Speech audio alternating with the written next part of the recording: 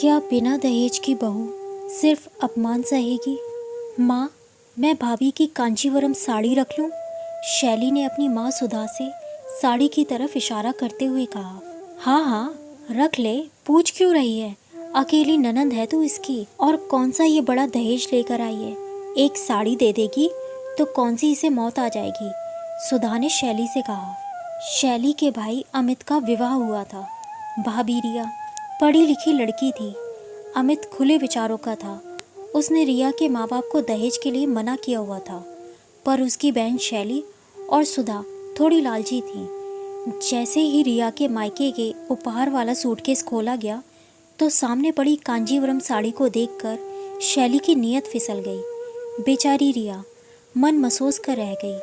अकेली ननंद है, यह सोचकर मुस्कुराकर साड़ी शैली को दे दी। अगले दिन मुंह दिखाई की रस्म थी, तो तैयार होने के लिए रिया ने अपनी माँ के सोने के कंगन और रानी हार निकाल कर रखा और खुद नहाने को चली गई। जब वापस आई तो दोनों चीज़ कमरे से गायब देखकर परेशान हो गई।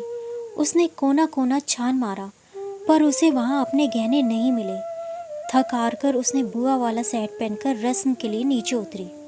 सामने शैली को रानी हार और कंगन पहने देखकर उसे बहुत गुस्सा आया, पर कोई तमाशा ना हो इसलिए उसने कुछ कहना उचित नहीं समझा। फंक्शन खत्म होने के बाद शैली ने गहने उतारकर माँ के सामने पटकते हुए कहा, ये क्या माँ, छी! भाभी के मायके वालों ने कितना हल्का सा हार अपनी बेटी को दिया है। कंगन भी देखो, ऐसा लग रहा है जैसे सोने का पानी चढ़ाया हो, और हार तोड़ दिया। यह सुनते ही रिया उदास हो गई। ये सब बातें अमित भी सुन रहा था। उसने शैली से कहा, दीदी, फिर क्यों आपने ये गहने पहने अगर आपको पसंद नहीं थे? और इसको तोड़ने की हिम्मत आपकी कैसे हो गई? ये गहने रिया के माँ बाप ने उसके लिए दिए थे, ना कि आपको। दीदी, ननंद बुरी नहीं होती, पर आप जैसी ननंद रिश्तों को बुरा बनाती है। आपके पास किस चीज़ की कमी है जो आपकी नज़र सिर्फ रिया की चीज़ों पर रहती है? अगर वो इतनी ही बुरी है तो आप इसकी चीज़ें लेती क्यों हैं? अब बस करो दीदी, मैं आपका अपमान नहीं करना चाहता था, पर आज आपने हद कर दी। आज आप अपनी हदें भूल गई तो हमें भी कोई फ़र्क नहीं पड़ता।